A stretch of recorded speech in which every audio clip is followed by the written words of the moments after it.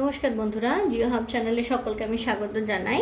আমাদের যে পৃথিবীর যে সমস্ত আদিম উপজাতি রয়েছে বা অধিবাসী রয়েছে তাদের জীবনযাত্রা নিয়ে আলোচনার যে সিরিজ চলছে তারই একটি গুরুত্বপূর্ণ পার্ট আজকে আলোচনা করব।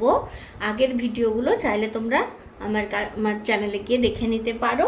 তো চলো শুরু করা যাক। আজকে যে বিষয়টি আমি আলোচনা করব সেটা হলো আরবে যারা বেদুইন থাকে সেই বেদুইনদের জীবনযাত্রা কেমন হয়। এবার আরব আসলে কি আমরা প্রথমেই জানি, এটা একটা কিন্তু উষ্ণ মরুভূমি অঞ্চল।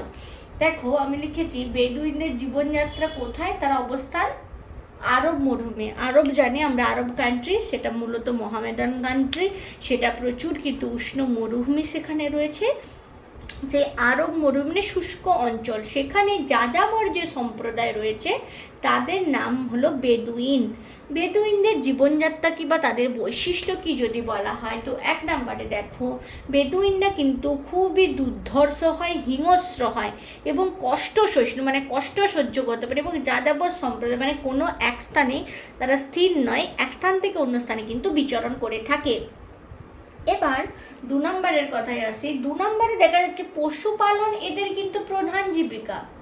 দেখো আমি রেড কালি দিয়ে দেখিয়েছি পশুপালন প্রধান জীবিকা, কিন্তু পশুপালনের সাথে সাথে তারা যদি সুযোগ পায় তাহলে কিন্তু ডাকাতি করে, দস্যুবৃত্তি করে, চুরি করে, লুটতরাজ করে। এরা কি করে, ছোট ছোট দলে ভাগ হয়ে কিন্তু পুরো মরুভূমিতে ঘুরে বেড়ায়। এদের যে দুটো দল থাকে মূলত সেই দুটো দলের মধ্যে কিন্তু বন্ধুতাও থাকতে পারে, মানে বন্ধুত্বও হয়, কখনো কখনো শত্রুতাও হয়ে থাকে। আর বেদুইনরা যে পশুর পালগুলো নিয়ে পুরো মরুভূমিতে কিন্তু ঘুরে বেড়ায়। ধরো যেখানে একটু জল পেলো, এই পয়েন্টটা কি বলেছে দেখো, যেখানে একটু জল পায় সেই জল জায়গায় কি হয়, একটু ঘাস জন্মালো, একটু কাটা গুল্ম গাছ জন্মালো, সেখানে কি করছে এরা তাঁবু খাঁচায় এবং সেখানে বসবাস করে। কিন্তু গ্রীষ্মকালে কি হয়, মরু শহরগুলোর আশেপাশে, দেখো মরু শহর মানে কি, সেখানে হয়তো কিছু জল আছে, সেজন্যই শহরের বসতি মানুষের পক্ষে গড়ে তোলা সম্ভব হয়েছে।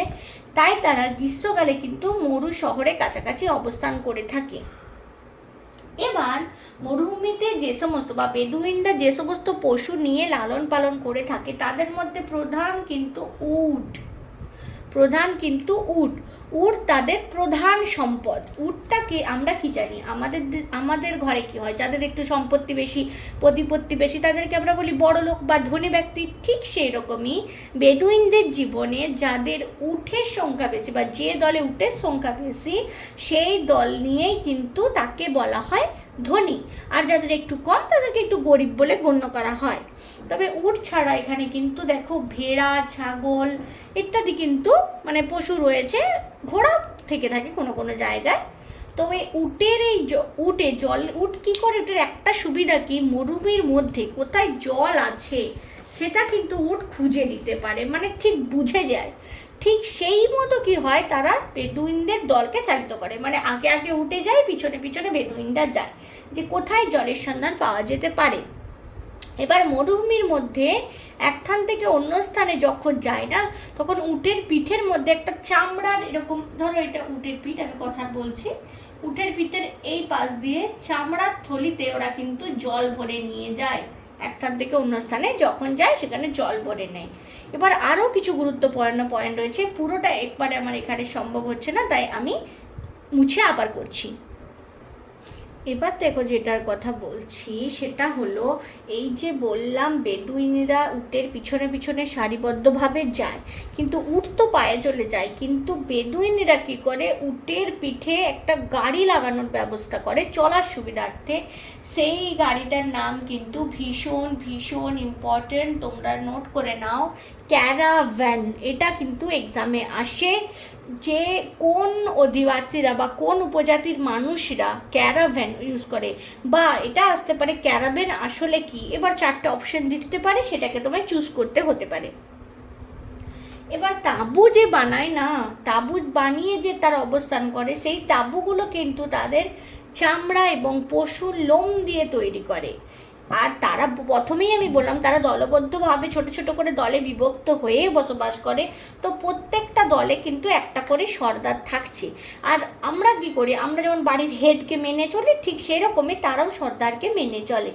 সর্দারই ঠিক করে কোথায় তাঁবু খাঁচানো হবে, মানে কীভাবে খাঁচাতে হবে, কি কি খাবার দাবার, কি কি একটা পুরো সিস্টেম চালু করে।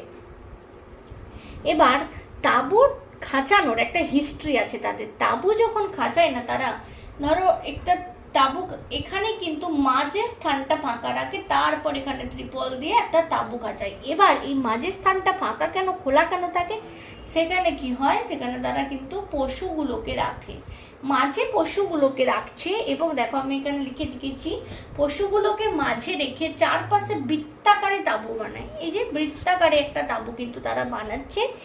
এবার ওই তাঁবুগুলো এমনভাবে বানানো যে যখন ধুলো ঝড় হয় না, তখন খুব সহজে তাঁবুর একটা পাশকে খুলে, ধরো এদিক থেকে ধুলো ঝড়টা বয়ে আসছে, তখন কি হয়, তাঁবুর এর মুখটা ধরো খোলা রয়েছে, সেই খোলা মুখটাকে সহজে তারা ঘুরিয়ে এটাকে কভার করে দিতে পারে, মানে অন্যদিকে ঘুরিয়ে দিল, তখন মুখটা হয়তো এইদিকে হয়ে গেল, এদিকটা পুরো কভার হয়ে গেল, তাহলে আর কি ধুলো ঝড়টা কিন্তু সেই তাঁবুর মধ্যে প্রবেশ করতে পারলো না।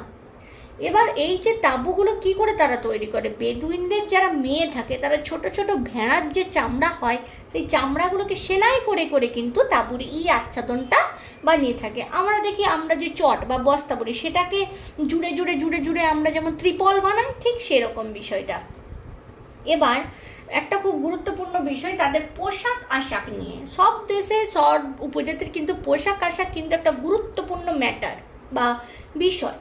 তো চলো দেখে নিই কী তারা পোশাক পরে। বেদুইনদের পুরুষ বলো বা মহিলা বলো, তারা কিন্তু পা পর্যন্ত লম্বা আলখাল্লা সাদা রঙের পোশাক পরে, মানে পুরোটা ঢাকা। কেন কি, গরমের হাত থেকে বাঁচতে।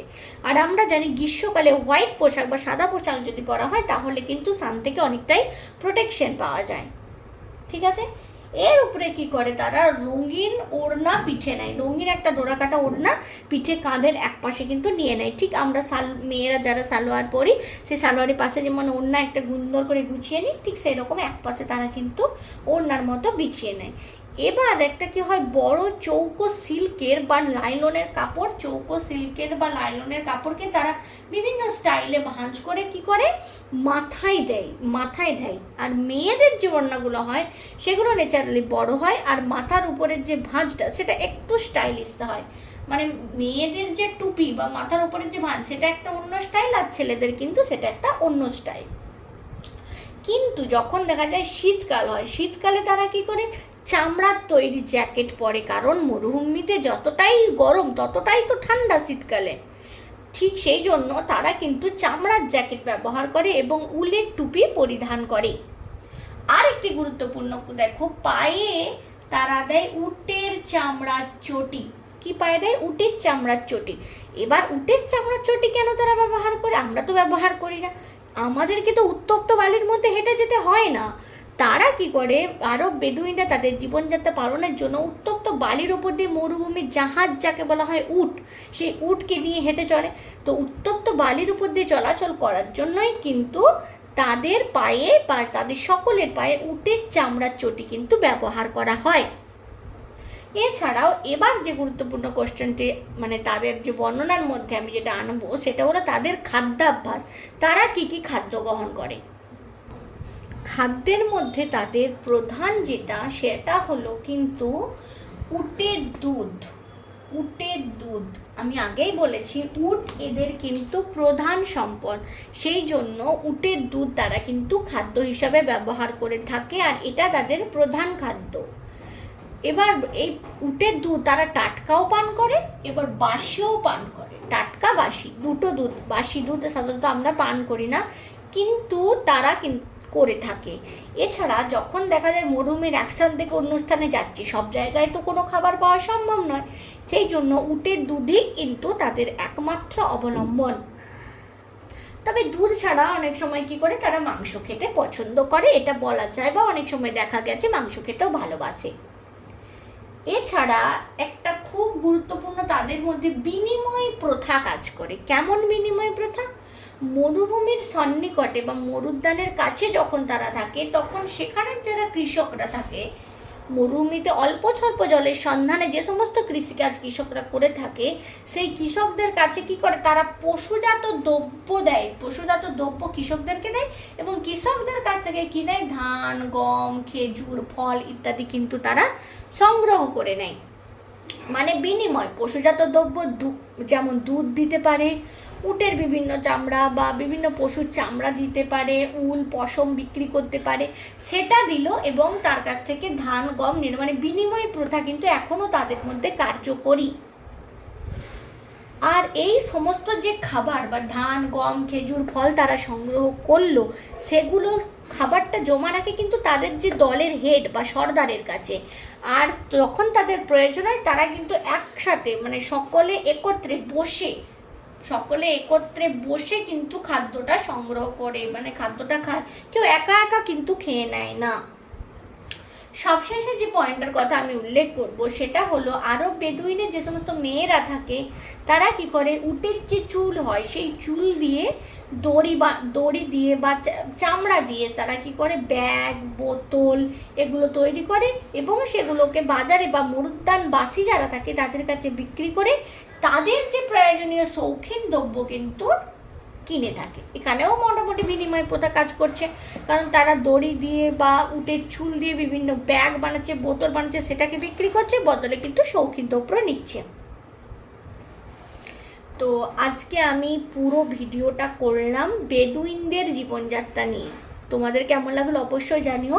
2-3 মিনিট ভিডিওটা একটু লেন্দি হলো, তবে এর মধ্যে অনেক তথ্য আমি দেওয়ার চেষ্টা করেছি। বেদুইন থেকে কিন্তু ম্যাক্সিমাম কোশ্চেন আসতে দেখা গেছে বিগত পরীক্ষায়। তো ভালো করে খাতায় তোমরা প্রত্যেকটা পয়েন্ট নোট করে নিও।